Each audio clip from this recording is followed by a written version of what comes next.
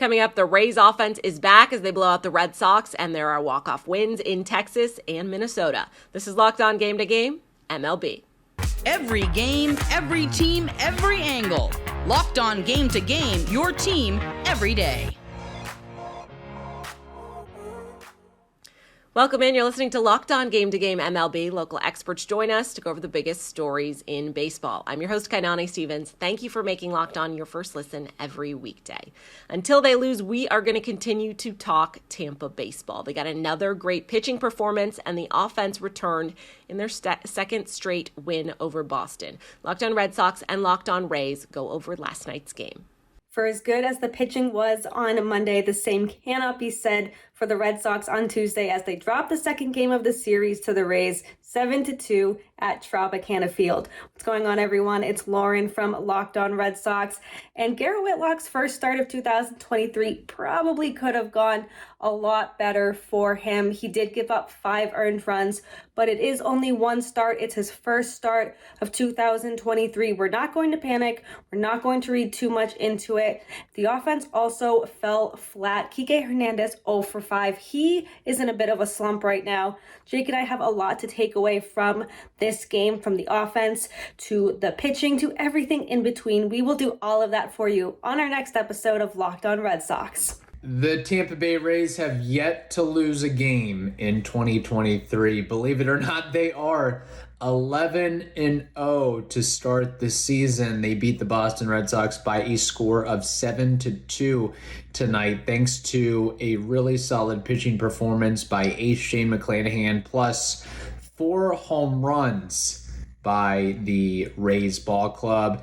Josh Lowe got 1, Brandon Lau got 1, Isaac Paredes got 1, and Yandy Diaz got 1. So if my math is correct, the Rays still lead all of baseball in homers, if you can believe it. Now, there was a little bit of troubling news with the team as Zach Eflin, the $40 million man acquired in free agency, has hit the injured list. So the Rays have called up Taj Bradley, the top pitching prospect in the organization, to see what he can do in Wednesday's game against the Red Sox. Should be an interesting showcase and debut for him. Stay tuned as the Rays go for their 12th straight win. Shohei Ohtani doing what he does on the mound. He even got some run support as the Halos got a win over Washington yesterday. Locked On Angels has the recap. It was a 2-0 victory on Monday night for the Angels, led by Shohei Ohtani. Hey, everybody, it's Mike Frisch, one half of Locked On Angels, and Shohei looked like the unicorn on the mound on Monday night. He pitched 7 innings, gave up 1 hit, did walk 5, but the umps were squeezing him, and he struck out 6. And then on the offensive side, he got on base again. He's reached base now in 34 straight games. For the offense, for the Angels, it was Anthony Rendon getting a sacrifice fly, and then Logan O'Hoppe hitting a home run, his 4th. He has 10 RBIs. He leads the team in both of those categories, and the Angels win 2-0 and move to 6-5 in the AL West. And John and I are going to talk all about it on Locked On Angels. We hope you'll join us. Extra innings Tuesday night in Texas ended with a walk-off home run, sending Rangers fans home happy. Locked On Rangers tells you about the dramatic win.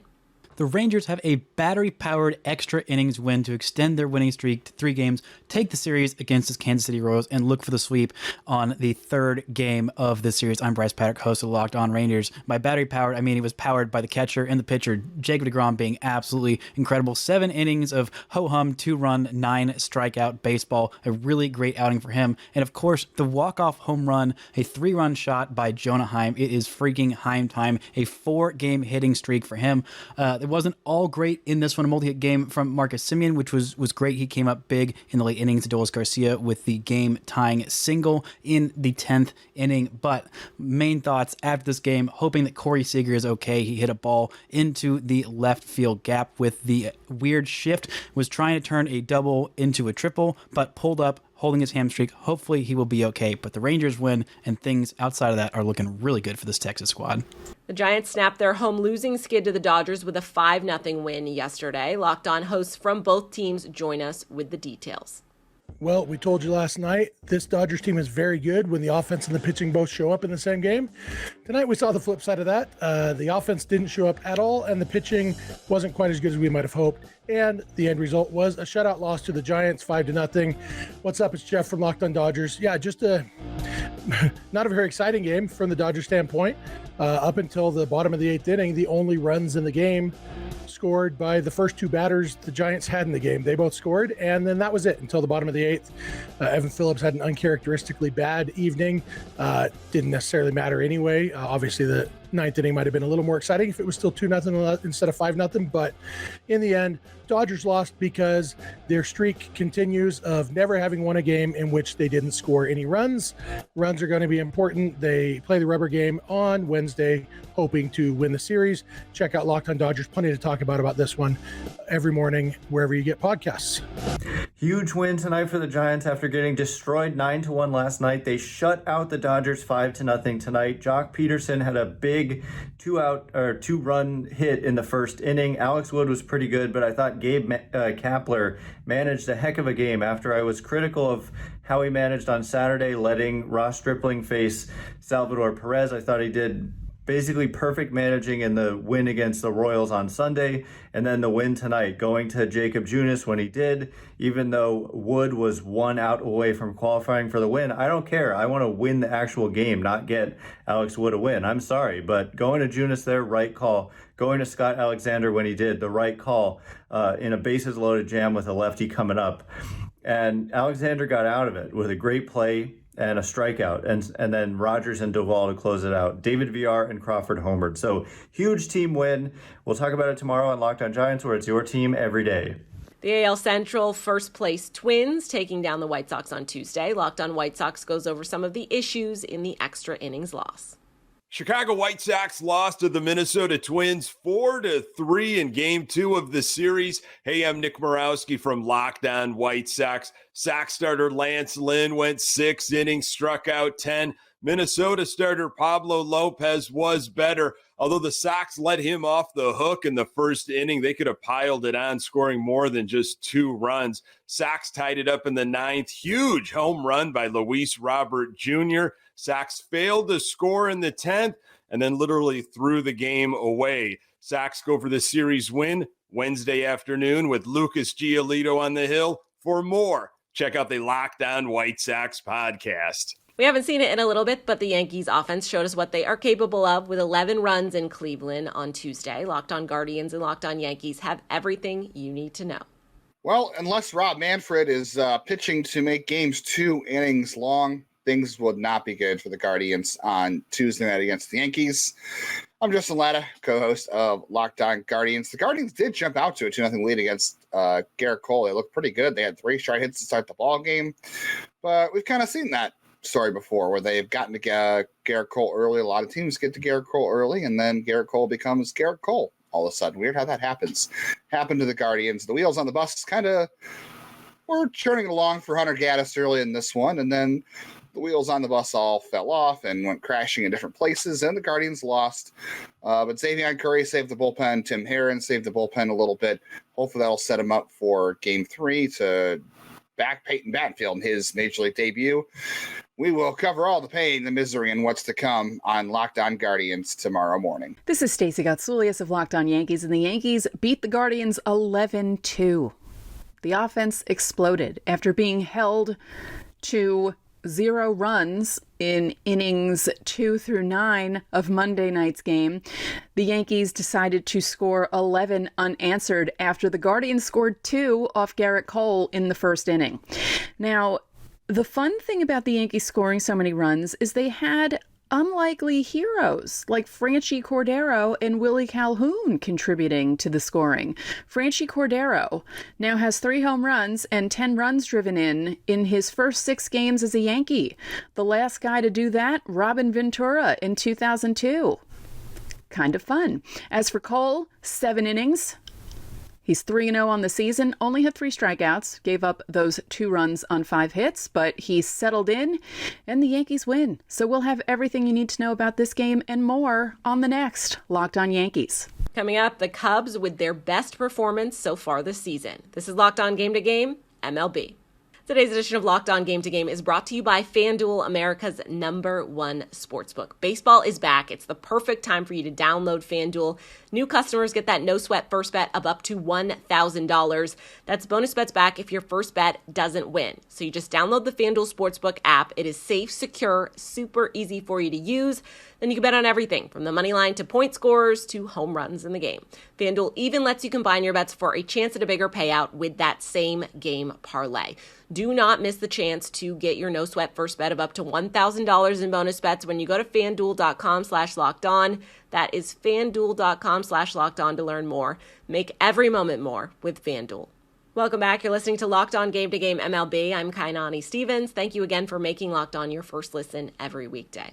A much-needed win for St. Louis on the road last night in Colorado. Locked On Cardinals is happy to go over a win. A thrilling comeback win for a desperate team. Hey, it's JD from Locked On Cardinals, and boy, oh boy, did the Cardinals need this one. Down 6-2 in the 7th inning after the Rockies tattooed Miles Michaelis for 6 runs on 10 hits, including 3 home runs. The Cardinals mounted a 2-out rally capped by a 3-run Nolan Arenado double to tie the game up at 6. Then in the 9th inning, Nolan Gorman, Stormin' Gorman, laces a solo shot over the wall in right field to grab the lead. They tack on 2 more insurance runs, and then Helsley comes in, gets the save as the Cardinals take this one by the score of 9-6. Will this be the wake-up call that the team needs to get back on the right track? Let's hope so. But for tonight, Cardinals Nation, let's enjoy the sweet taste of victory. For the latest updates and info, be sure to keep it Locked On Cardinals. The Padres were able to hold on to get a win over the Mets 4-2. Locked On Padres. We had lots of good things to go over for us post-game.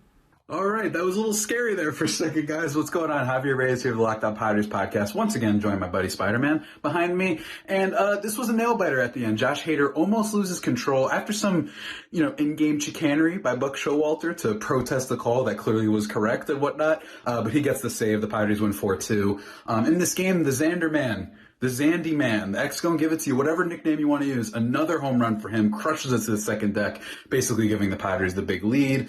And also in this game, Luis Campuzano, the Campuzano Hive. We remain strong, stand strong, hold firm. 3 for 4 in this game with a double. Hopefully he gets some more playing time and more consistent back-to-back playing time as the season goes along. I really believe in him.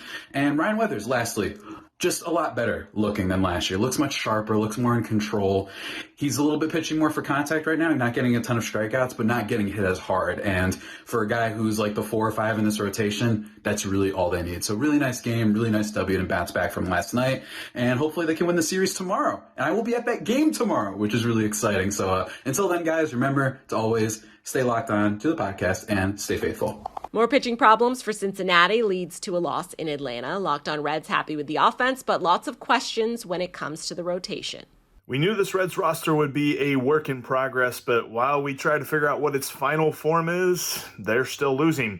What's up? This is Jeff Carr from the Locked On Reds podcast, and the Reds fell 7-6 to the Braves down in Atlanta on Tuesday night, and it was a game where the lineup continues to impress. It continues to keep the Reds in any ballgame that they're playing in, but the pitching gave it all up. And this time it was the starter. Luis Cessa was not good. And I think I'm kind of firmly in the camp that he is not a starting pitcher and he should be moved to the bullpen. The Reds have a couple of young arms that they should look to bring up. Luke Weaver is about ready to come off the IL. When he's ready, I feel like we should give a look at Brandon Williamson, because Luis Cessa pitching every 5th day is not going to be good for this ball club. We will have more on the next Locked On Reds podcast.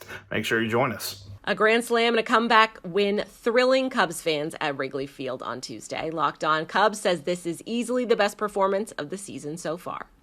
Cubs with the game of the year so far on their end, come back from 7-0 down early against the Mariners and come back and win that game by a score of 14-9.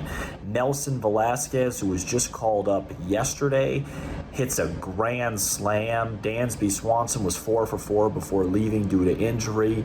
Michael Rucker and Adbert Alzolay were really good out of the bullpen, and this Cubs team continues to just fight and finds a way to win games in different ways. Going into the year, it was all about, well, they're not going to slug, they're not going to hit. Well, they're slugging and they're hitting.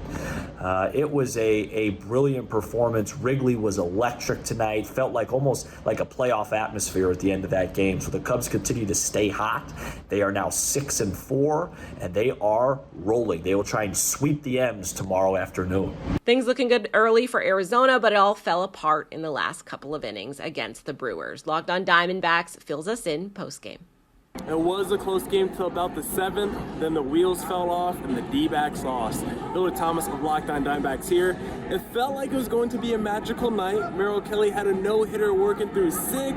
The 7th inning rolled around. Willie Adames hit a home run, and then the wheels fell off the wagon for the D-backs. Miguel Castro came in the game. He struggled. He was walking in runs. The bullpen did not look good after him.